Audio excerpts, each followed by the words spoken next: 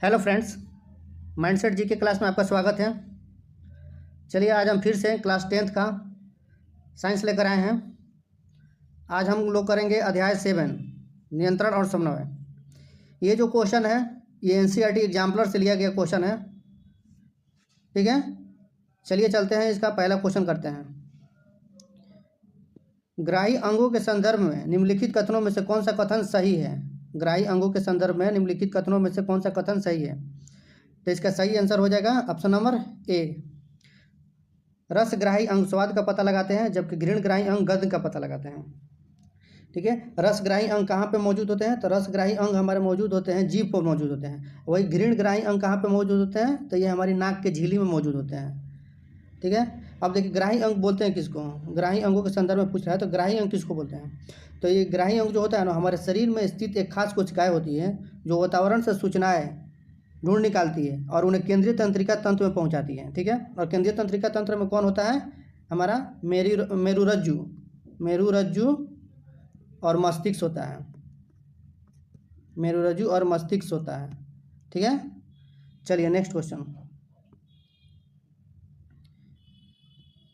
Neutron में विद्युत आवेश कहाँ से आरंभ होकर कहाँ तक जाते हैं। ठीक है, तो ये हमारा सही आंसर हो जाएगा इसका ऑप्शन नंबर सी। डेट्राइट से कोशिकाएं में जाते हैं, उसके बाद एक्सॉन में, उसके बाद एक्सॉन छोर में जाते हैं। ठीक है, अब देखिए तंत्रिका तंत्र का सबसे ऊपरी हिस्सा जो होता है वो क्या कहलाता है। तंत्रिका तंत्र का सबसे ऊपरी हिस्सा साइटोन कहलाता है, साइटोन कहलाता है। ठीक है, चलिए नेक्स्ट क्वेश्चन। सिनेप्स पर रासायनिक संकेत का संप्रेषण होता है। सिनेप्स पर रासायनिक संकेत का संप्रेषण होता है एक न्यूरॉन के एक्सॉन छोर से दूसरे न्यूरॉन के डेंड्राइट छोर तक होता है। ऑप्शन नंबर डी हमारा सही हो जाएगा। देखिए सिनेप्स किसको कहते हैं, साइटोन और डेंड्राइट, जो साइटोन हो गया और डेंड्राइट के बीच को जो भी भाग जुड़े होते हैं उसे सिनेप्स बोलते हैं। ठीक है, चलिए नेक्स्ट क्वेश्चन। न्यूरॉन में विद्युत संकेत रासायनिक संकेत में कहाँ बदलता है, तो ये हमारे बदलता है एक्सॉन छोर पे बदलता है। न्यूरॉन में विद्युत संकेत रासायनिक संकेत में चेंज करता है वो एक्सॉन छोर पे करता है। ठीक है, चलिए नेक्स्ट क्वेश्चन। प्रतिवर्ती चाप के संगठनों का सही क्रम क्या है। प्रतिवर्ती चाप के संगठनों का सही क्रम क्या है, तो ये हमारा सही हो जाएगा इसका ऑप्शन नंबर डी। ग्राही अंग, संवेदी न्यूरॉन, मेरुरज्जु, प्रेरक न्यूरॉन और पेशी, ये हमारा सही क्रम दिया है प्रतिवर्ती चाप में। ठीक है, अब देखिए संवेदी न्यूरॉन जो होता है, संवेदी न्यूरॉन किसको कहते हैं, संवेदी न्यूरॉन होता है ये हमारे शरीर के विभिन्न अंगों से प्राप्त संवेदी जो उत्तेजनाएं होती है उसको केंद्रीय तंत्रिका अंगों तक ये लेके जाता है। ठीक है, अब मेरुरज्जु तो सबको जानबे करते हैं, ये वैसा तंत्रिका तंत्र है जो मस्तिष्क से जो हमारे संदेश लेकर शरीर के विभिन्न भागों में पहुँचाता है, ये मेरुरज्जु होता है, मस्तिष्क का भाग है। ठीक है, चलिए नेक्स्ट क्वेश्चन।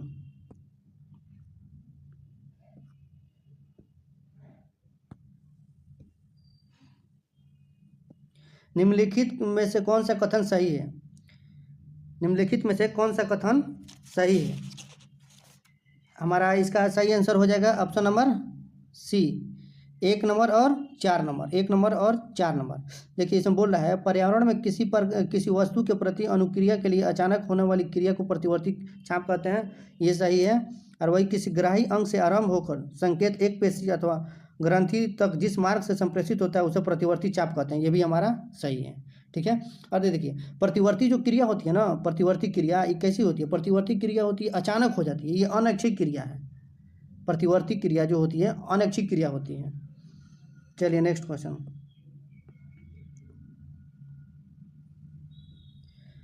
मस्तिष्क के बारे में निम्नलिखित कथनों में से कौन सा कथन सही है। ठीक है, तो ये हमारा हो जाएगा, यह सूंघने और स्मरण शक्ति देखने के आदि के लिए अग्र मस्तिष्क में स्थित होते हैं, ये कथन सही है 2 नंबर। और मस्तिष्क का सोचने वाला प्रमुख भाग पश्च मस्तिष्क होता है, ये जो हमारा गलत है। 1 नंबर जो है गलत है, क्योंकि सोचने का प्रमुख कार्य हमारा अग्र मस्तिष्क में होता है। ठीक है, इसमें दिया है पश्च मस्तिष्क जो गलत है। अब देखिए 3 नंबर, देखिए इसमें लार, श्रवण, स्वाद, वमन, रुधिर दाब जैसी अनैच्छिक क्रियाओं का नियंत्रण और पश्च मस्तिष्क करता है, ये भी हमारा कथन सही है। हमारा 2 और 3 नंबर कथन क्या होता है कि सही है, ऑप्शन नंबर सी। चलिए नेक्स्ट क्वेश्चन। शरीर की भंगिका और संतुलन का नियंत्रण होता है। शरीर की भंगिका और संतुलन और उसका नियंत्रण और संतुलन कहाँ पे होता है? अनुमस्तिष्क में होता है। अनुमस्तिष्क में होता है। इसको क्या बोलते हैं? इसको सेरिबेलम बोलते हैं। अनुमस्तिष्क को सेरिबेलम बोलते हैं, ठीक है, सेरिबेलम बोलते हैं, ठीक है। अब देखिए ये मेडुला दिया है। ये मेडुला क्या है? ये शरीर के पीछे की ओर स्पाइनल कॉर्ड के रूप में पाया जाता है। ये हमारे गर्दन में होता है मौजूद, वहाँ से लेकर रीढ़ की हड्डी तक पाया जाता है।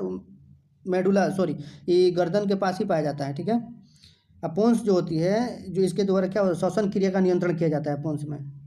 चलिए नेक्स्ट क्वेश्चन।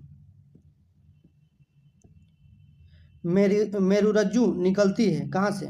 मेरुरज्जु निकलती है हमारा मेडुला से, ठीक है, मेडुला से निकलती है मेरुरज्जु। देखिए स्पाइनल कोड होता है ना, या चाहे मेरुरज्जु, यह मस्तिष्क के पिछले सिरे से शुरू होकर रीढ़ की हड्डियों में न्यूरल कैनाल के अंदर से होते हुए, कौन से कैनाल से? न्यूरल कैनाल, न्यूरल कैनाल के अंदर होते हुए नीचे रीढ़ की हड्डी तक फैली होती है।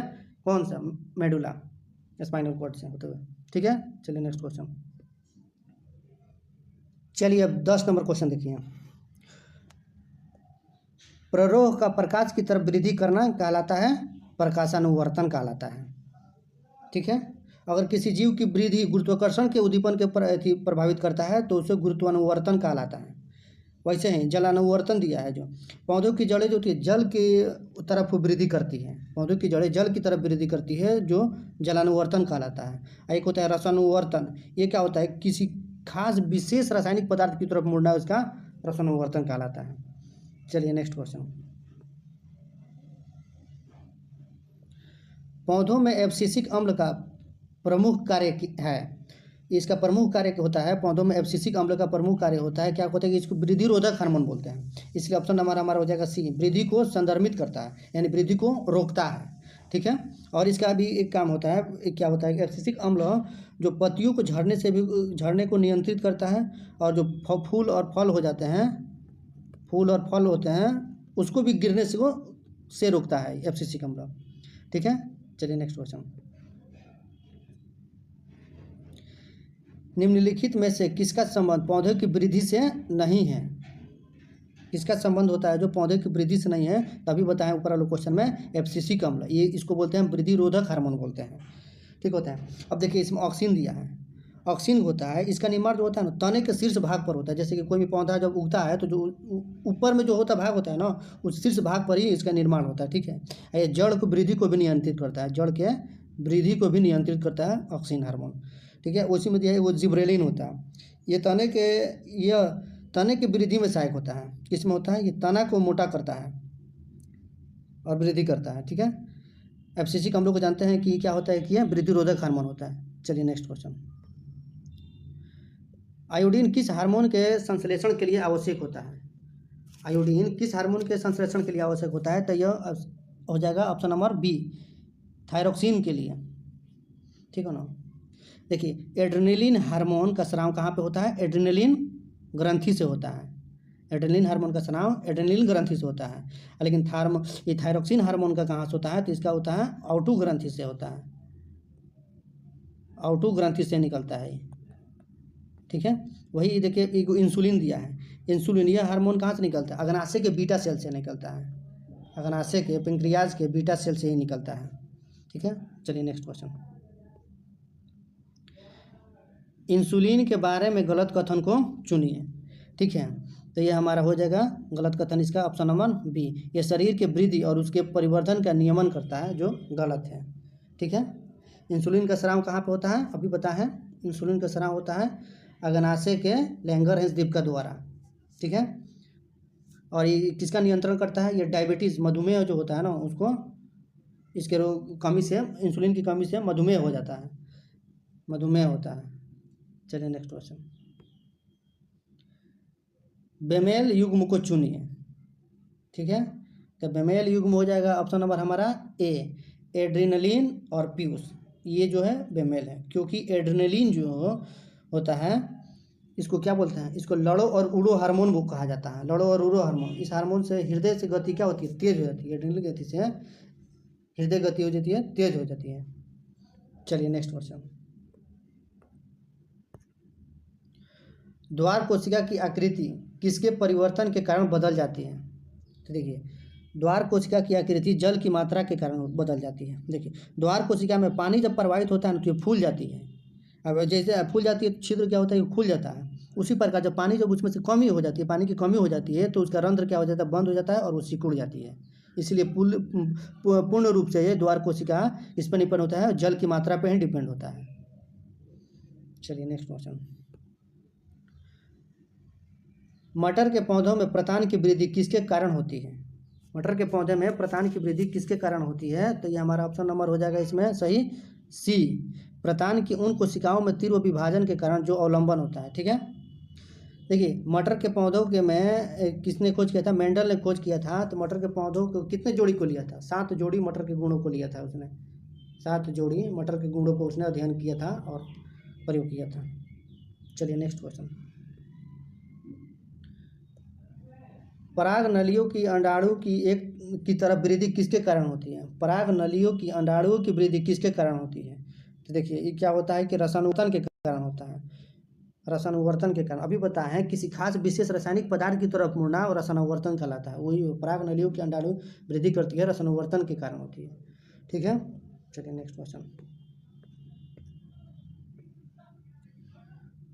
सूर्य के मार्ग के अनुसार सूरज की गति किसके कारण होती है? सूर्य के मार्ग के अनुसार सूरज की गति किसके कारण होती है?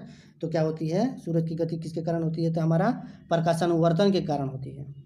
ऑप्शन नंबर ए सही हो जाएगा। Next question.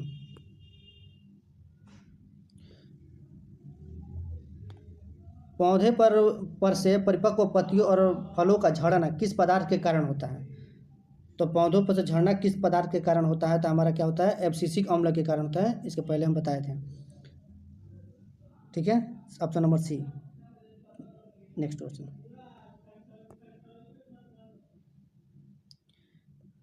तंत्रिका आवेश के संप्रेषण के संदर्भ में निम्नलिखित कथनों में से कौन सा कथन सही है? तंत्रिका आवेश के संप्रेषण में निम्नलिखित में से कौन सा कथन सही है? तो ये हमारा हो जाएगा ऑप्शन नंबर बी सही है। डेट्राइट छोड़ पर विद्युत आवेशों के कारण कुछ रसायनों का उत्सर्जन होता है जो कि दूसरे न्यूरॉन के डेट्रायन से उसी प्रकार का विद्युत आवेश उत्पन्न कर सकते हैं। ये कथन जो हमारा सही है। चलिए नेक्स्ट क्वेश्चन। शरीर की अनैच्छिक क्रियाओं का नियंत्रण होता है, ये किसके द्वारा होता है? पश्च मस्तिष्क के मेंडुला से। शरीर के अंदर अनैच्छिक क्रियाओं का नियंत्रण होता है पश्च मस्तिष्क के मेडुला ऑब्लिंगेटा से। इसलिए ऑप्शन सी सही। Next question. निम्नलिखित में से कौन सी क्रिया अनैच्छिक नहीं है? तो क्या होता है, चवर्ण जो होता है ना, ये अनैच्छिक क्रिया नहीं होती। चवर्ण का क्या कर रहा है, जैसे कि देखिए हमारा होता है दांत में कितना प्रीमोलर होता है, कितना 8 प्रीमोलर हो गया हमारा 8, अब वही मोलर कितना हो गया 12। इन्हीं दांतों के द्वारा जो होता है भोजन को चबाने का कार्य किया जाता है, जो हमारे ऐच्छिक क्रिया के अनुसार होता है, अनैच्छिक क्रिया के अनुसार नहीं होता है। चलिए नेक्स्ट क्वेश्चन। जब किसी व्यक्ति को सर्दी जुकाम हो जाता है तब वो क्या नहीं कर सकता है? जब किसी व्यक्ति को सर्दी जुकाम हो जाता है तो वो इत्र और अगरबत्ती के गंध में विभेद नहीं कर सकता है। मतलब एक इत्र में और अगरबत्ती में उसमें उसको अंतर नहीं पता चलता है उसके गंध का, जब उसे सर्दी जुकाम होता है। चलिए नेक्स्ट क्वेश्चन।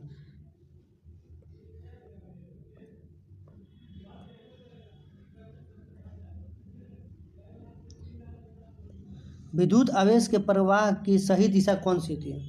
विद्युत आवेश की प्रवाह की सही दिशा हमारा हो जाता है ऑप्शन नंबर हमारा सी। इसको देख लीजिएगा। ठीक है, चलिए नेक्स्ट क्वेश्चन।